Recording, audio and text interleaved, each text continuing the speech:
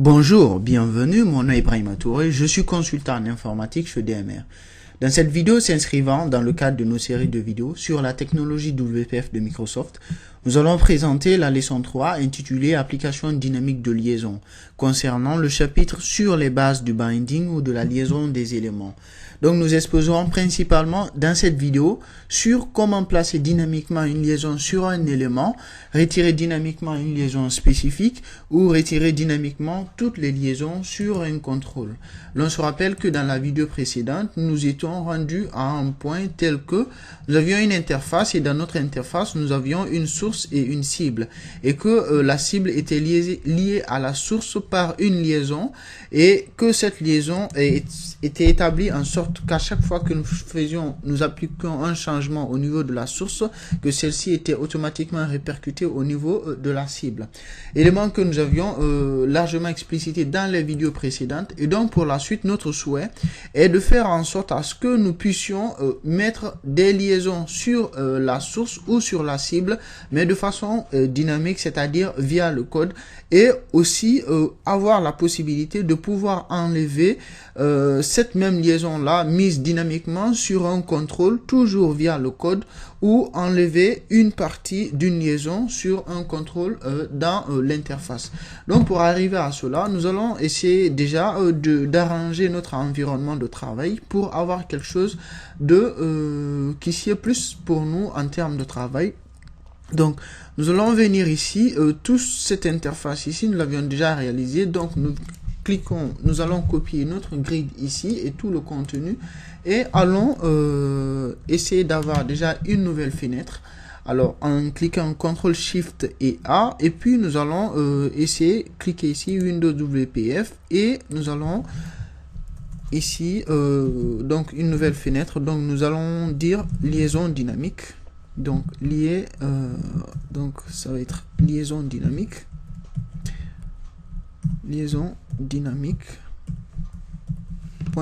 .xaml. Donc dans notre fenêtre liaison dynamique.xaml, ce qu'on va faire, c'est de venir recopier. Donc nous allons réarranger l'environnement, l'interface ici, et nous allons copier tout ce que nous avions copié dans la partie précédente. Alors ce qu'on va faire ici, donc pour la suite, nous enlevons cette image que nous avons ici à l'intérieur, c'est-à-dire image que nous avions placée là. Et puis, en ce moment, nous allons placer un menu dans notre interface, menu dans lequel nous allons placer un ensemble de boutons. Et donc, à travers ces différents boutons, ce qu'on va faire, donc pour le colon span de celui-ci déjà, nous allons mettre le grid.colonspan à 2 de notre menu, donc grid.colonspan à la valeur de 2. Et puis, toujours dans notre menu, nous allons mettre son vertical alignment, c'est-à-dire l'alignement vertical à top, et aussi nous allons mettre le border thickness, c'est-à-dire l'épaisseur de la bordure à 2. Nous souhaitons mettre dans notre menu un ensemble de boutons dont le clic va provoquer un ajout dynamique de liaison aux différents contrôles que nous avons, source ou cible que nous avons dans notre fenêtre. Alors ici, nous allons essayer de rajouter au moins quelques ombrages à notre menu. Donc on va mettre menu.bitmap effect, donc à ce niveau, et nous allons ajouter à ce niveau un drop shadow, donc drop shadow bitmap effect, donc à ce niveau, et voilà. Donc à ce niveau, cela va nous permettre de mettre un effet d'ombrage à notre menu, ce qui n'est pas forcément l'objet de cette vidéo. Donc en termes d'explication, nous n'allons pas trop nous étayer sur cela. Nous ajoutons un stack panel à ce niveau, et dans notre stack panel, nous allons ajouter 3 différents boutons. Donc un premier bouton à ce niveau. Et dans notre bouton que nous avons ici, nous allons mettre son content, c'est-à-dire la valeur qu'il va afficher en termes de contenu. On va dire ajouter un binding font. Donc on met ajouter un binding font, donc c'est-à-dire un fond Et pour la hauteur, c'est-à-dire on va mettre min 8 de celui-ci par exemple, nous allons mettre la valeur ou pourquoi pas le font size de notre bouton que nous allons mettre ici à nouveau à la valeur de 20. Donc nous mettons font size à la valeur de 20. Donc après pour la suite, nous allons ajouter un autre bouton à ce niveau. Donc nous mettons bouton. Nous recopions et nous plaçons un troisième bouton aussi à ce niveau. Et donc pour l'autre bouton, nous allons mettre ici retirer font, donc binding font. Retirer binding font.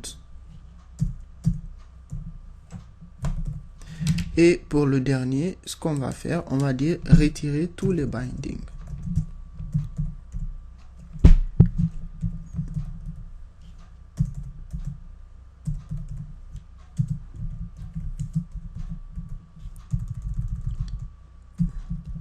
Nous changeons l'orientation de nos stack panel en ce moment pour le mettre ici à orientation à horizontale.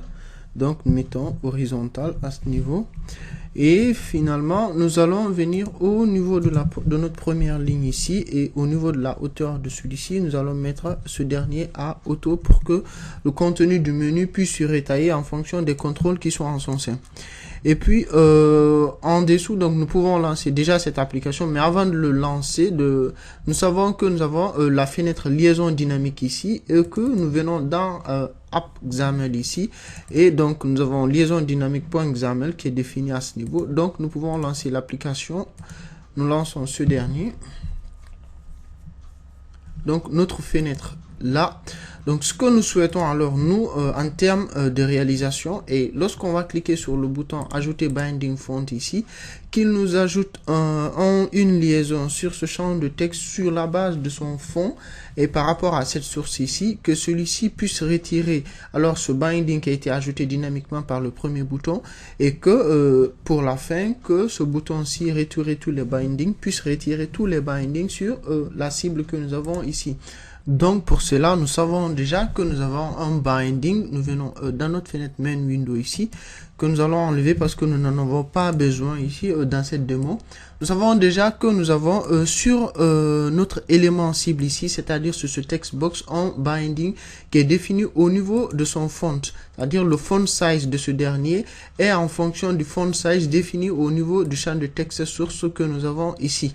Et donc vu que le font size de ce dernier est à 25, alors automatiquement ce font là est aussi répercuté sur le text box que nous avons ici qui représente la cible.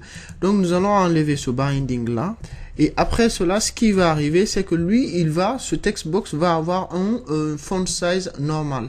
Donc pour la suite, nous allons placer dynamiquement ce fond là alors en ce moment. Donc nous venons dans notre bouton ici et nous allons double-cliquer sur ce bouton afin de naviguer dans une méthode. Donc dans cette méthode là, nous allons mettre un commentaire au niveau du font size. Et puis via cette expression là, nous allons alors en ce moment placer notre binding. Donc nous savons déjà que nous avons un élément binding ici, donc ce qui veut dire que pour placer dynamiquement notre binding, il faut déjà faire appel à une instance de la classe binding.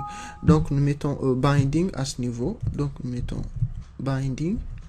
Et donc nous disons mon binding, donc instance de la classe binding, donc nous mettons mon binding à ce niveau, qui va être égal à une nouvelle instance de la classe binding justement. Alors via cette instance là, nous allons alors affecter plusieurs différents types d'éléments. Donc via l'instance mon binding, nous allons affecter un premier élément qui va représenter ici la source de l'élément vers lequel le binding va se faire. Donc comme source, nous mettons binding.source et nous allons dire que ceci représente alors ici le txt ou le texte source.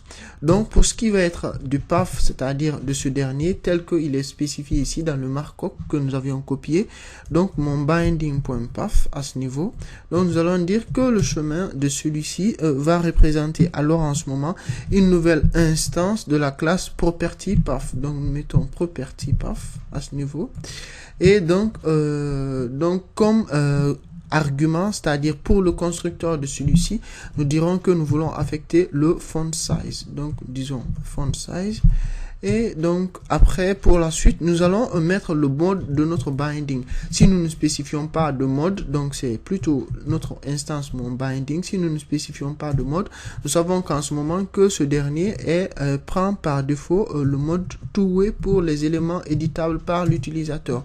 Alors en ce moment, nous disons binding mode, qui est un élément qui nous fait appel à un ensemble de numération pour lequel nous allons donner la valeur two-way. Donc après, pour la suite, nous allons alors finalement affecter le binding là, ce binding à notre texte cible. Donc nous allons dire txt cible ici à ce niveau est égal à la valeur de, c'est-à-dire nous faisons appel plutôt à set binding, donc la méthode setBinding dans cette classe-ci du textbox, donc via cette instance. Donc nous allons placer déjà une dependency property, et la dependency property c'est une propriété de dépendance qui se trouve sur un textbox, donc textbox qui va être le font size property. Donc nous mettons font size property à ce niveau, et puis finalement nous allons donner comme binding base, c'est-à-dire notre élément mon binding. Et voilà, le tour est joué. À ce niveau, donc finalement, ce code-là va nous permettre ici alors en ce moment de placer justement notre élément. Donc à ce niveau, txt source, c'est normal, nous n'avons pas à mettre de parenthèse ici parce que c'est pas une méthode, c'est simplement l'élément. Donc nous pouvons enlever ou nous pouvons garder ceci en commentaire pour montrer comment ce que nous avons écrit dans le markup peut être écrit, réécrit cette fois-ci dans le code. Donc en cliquant sur le bouton placer un binding de façon dynamique, cela va lancer directement ces instructions dans cette méthode là et va nous permettre de mettre un binding de façon dynamique sur notre élément. Donc, ayant enlevé le binding sur ce dernier, nous lançons l'application pour voir à peu près ce que cela nous fait à ce niveau. Donc nous agrandissons ceci et voyons qu'à ce niveau, nous avons notre champ de texte cible ici, mais qui n'a pas le même fond que le champ de texte source.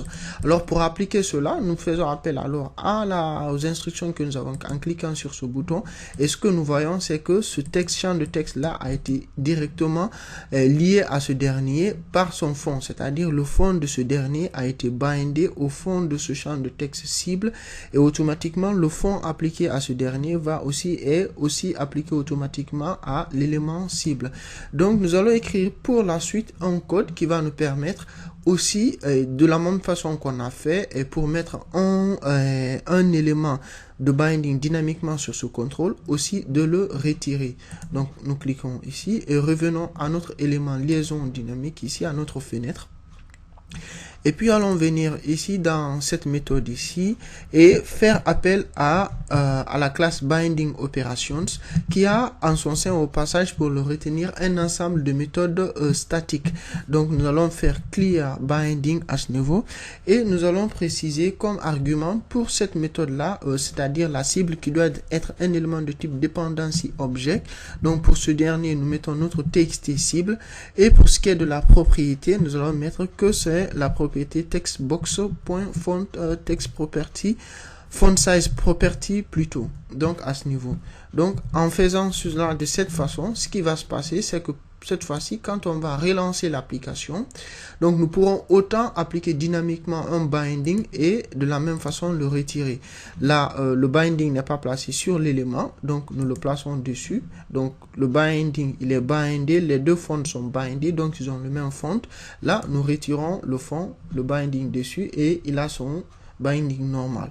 Donc pour la suite, ce qu'on va faire, c'est que nous souhaitons, parce que nous avons sur ce contrôle, donc quand nous lançons déjà le contrôle, on va relancer pour voir à peu près ce que nous avons une autre chose. Donc là, nous mettons là, quand nous effectuons des changements dans le champ de texte source, ces mêmes champs de texte changements sont répercutés dans le champ de texte cible. C'est-à-dire qu'il y a déjà un premier binding sur la cible, mais qui concerne ici le champ de texte. Et en même temps, nous pouvons ajouter l'autre binding aussi qui concerne le fond.